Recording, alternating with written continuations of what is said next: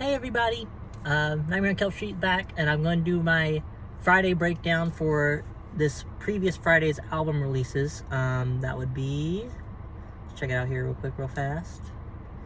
It's August 15th. It is now August 16th. It is now August 22nd. I was trying to catch it before the next Friday drop hit, so I'll be listening to new stuff to come out in the next day or two. We're going to start from my favorite projects of this past Friday up until my least favorite projects. My favorite out of these Friday drops for August 16, 2024 would be Tinashe's Quantum Baby. If you haven't already seen it, I covered it on my shorts, on YouTube Shorts. So if you come check my shorts and cover that. I've covered a few quickie reviews on there. This is a great R&B rap pop album. I would kind of consider it. R&B and rap would be the main two genres it breaks up into. I've been following Tinashe for a while, particularly the single Nasty was the main one, the final song on the project. It's more like an EP. It's only like 22 minutes long or so. Has some good quotables in the album. It's somebody gonna match my freak. It gets stuck in my head a lot. But yeah, it's a good short listen. I'd say if you have a car ride or something to do around the house, or if you're just chilling out right now after this video, I would say give it a shot. It's a easy 22 minute project listen.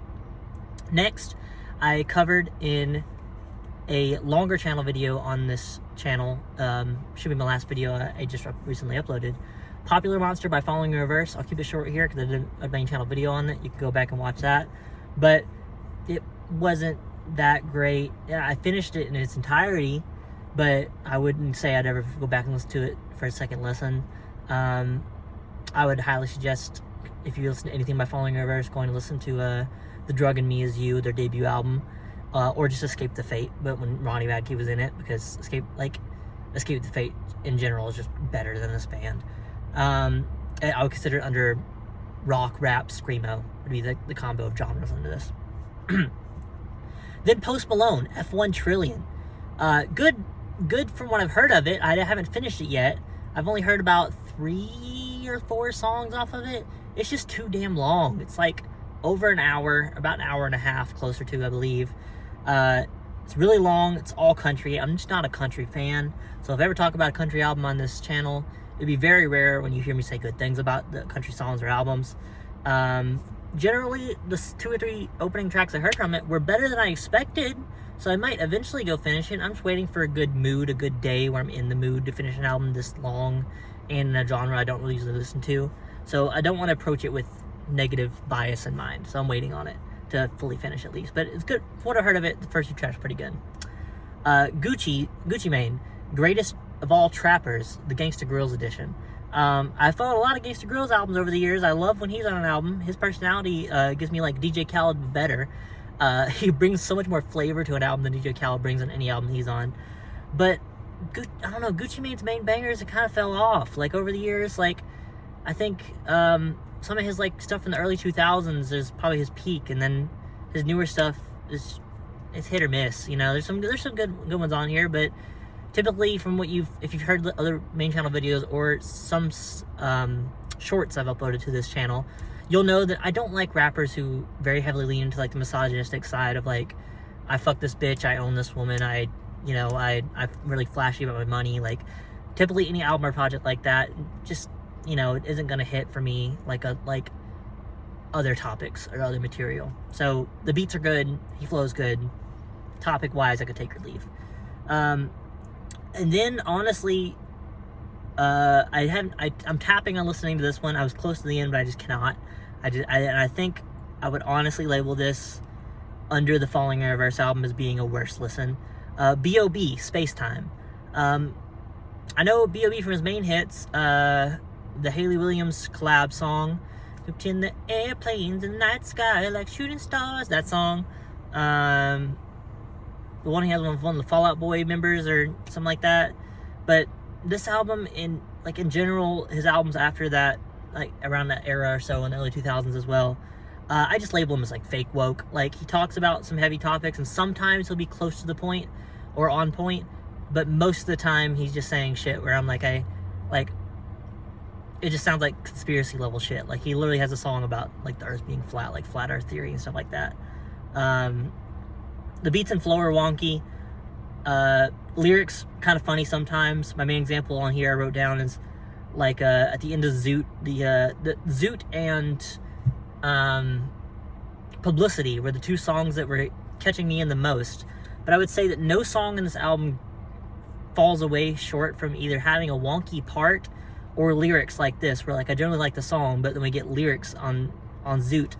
The flow's still a little awkward, but it's holding me in for most of the song, and it ends out with be thumbing her butt, it's trying to slide the pinky in or something like that, and things like that, where I'm like, you're talking about serious topics, but you can't help yourself by saying shit like I'm a thumb her butt and shit like that. Like we could have had a focused conceptual album, but he can't help himself from kind of acting a clown on these songs when he does get serious. Like he feels like he has to level it out by like saying something serious and saying something funny and then trading the back and forth. I would say just go one way or the other. You know, like you could be all funny or have just a whole funny song, then one whole serious song. And I've covered albums like this on the channel already, like Cupcake's newest album this year. She has some songs on there that are just really funny, followed up by songs about her friends committing suicide. And I'm like, well, while tonally it can feel really weird, at least you split them up between two different songs. You didn't include like lines that are serious like on that level in the same song with a line like I'm getting my pussy ate. Like you shouldn't do that, because it just tonally is so jarring for the listener that at least if it's from song to song, it's still a little jarring, but less so than if it was in the same exact song, like topic wise. And that's kind of everything I covered and listened to this past Friday. Not a big haul for me this week that I really liked. I would highly suggest the Tinashe album. If you're into country and like country pop, I would highly suggest the Post Malone album. It's mainly country this time around. And out of these like full-on just rap projects, out of the two I have here, I would rather you suggest listening to the Gucci Mane album than I would B.O.B.